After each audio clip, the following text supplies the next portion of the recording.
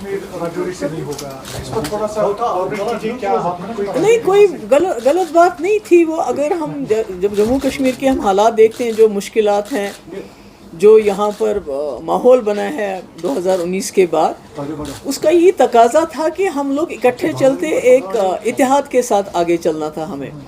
اور کیونکہ آپ کو معلوم ہے ہزاروں نوجوان ہمارے جیلوں میں بند ہیں، بات نہیں آپ کر سکتے ہو.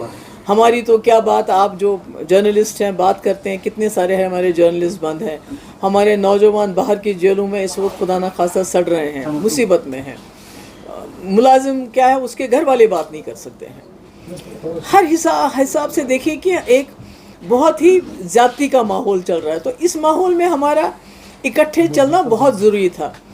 اور یہی وجہ تھی کہ میں نے بامبے میں جب انڈیا الائنس کی میٹنگ ہوئی تو میں نے وہاں جب جموں کشمیر کی بات چلی تو میں نے کہا وہاں پر کہ فاروق صاحب ہمارے سب سے سینئر لیڈر ہیں، جموں کشمیر کے حوالے سے یہ فیصلہ کریں گے. یہ سوچ کے کہ فاروق صاحب بڑے ہیں، یہ جج جب کوئی بنتا ہے تو وہ انصاف کی بات کرتا ہے. تو مجھے امید تھی کہ وہ پارٹی مفادات سے اوپر اٹھ کے بات کریں گے. اور اگر یہی فیصلہ کرنا تھا جو انہوں نے کیا، اگر ان کو لگا، فاروق صاحب کو لگا، عمر صاحب کو لگا کہ پی ڈی پی کی آواز سے بہتر آواز ہمارے پاس لوگ ہیں، جو نمائندے ہیں، وہ زیادہ بہتر طریقے سے جو جموں کشمیر کے لوگوں کا درد ہے، جو یہاں کی تکلیف ہے، جو یہاں کی مصیبت ہے، اس کی عکاسی پارلیمنٹ میں کر سکتی، تو کچھ بھی نہیں کرنا تھا.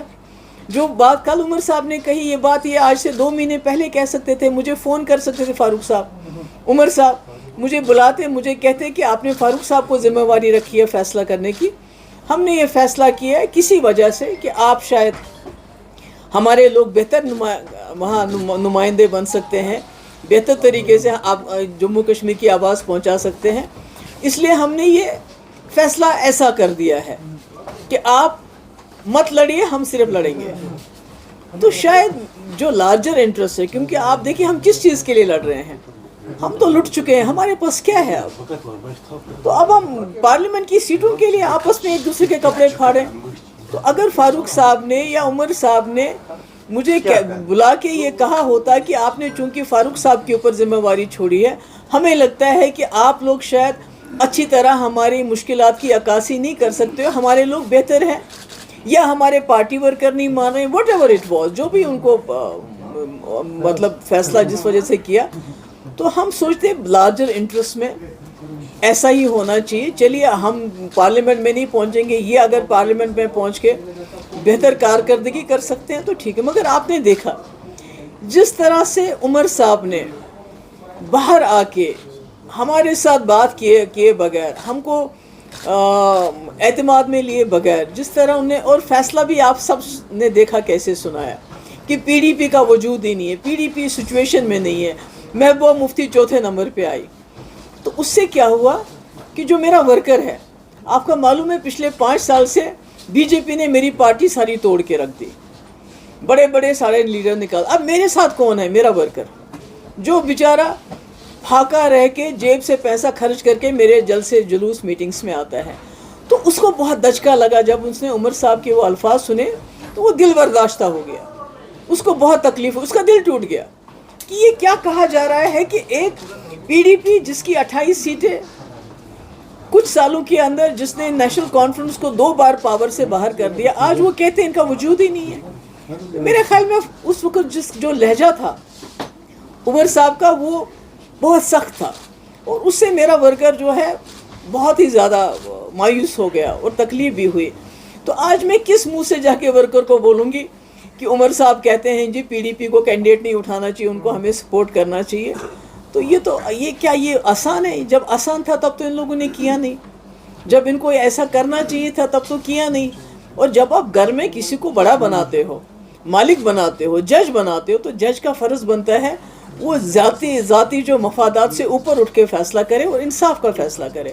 تو مجھے لگتا ہے مجھے آج آپ کے ساتھ یہ بات اس لیے بھی کرنی پڑی کیونکہ ہر طرح سے میرے ورکر فون کر رہے ہیں، بہت مطلب وہ مایوس ہو گئے ہیں کہ یہ کیا ہو رہا ہے، انہوں نے تو ہماری اتنی بے عزتی کی ہے تو ہم کیا لڑ نہیں رہے ہیں. تو اس لیے میں نے سوچا کہ آپ لوگوں کے ساتھ بات ہو جائے. پی ڈی پی کیا ان کو خوشی دینے جا رہی ہے وہاں سے اپنا کینڈیڈیٹ کھڑا کریں؟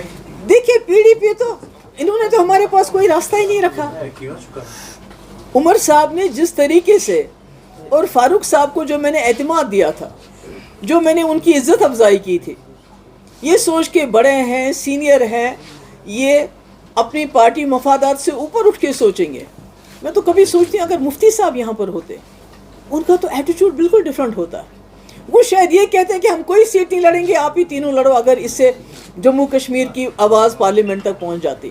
مگر مجھے افسوس ہے کہ میں نے تو کہہ دیا, میں نے تو اپنا فرض نبھایا, مگر جو انہوں نے کیا, اور اس کے اوپر سے جو عمر صاحب کی بعد میں پریس کانفرنس تھی, وہ بہت انفارچونیٹ تھی, وہ بہت دل کو خراب کرنے والی تھی کہ پی ڈی پی کون ہے, ان کا وجود کہاں ہے, یہ کیا ہے.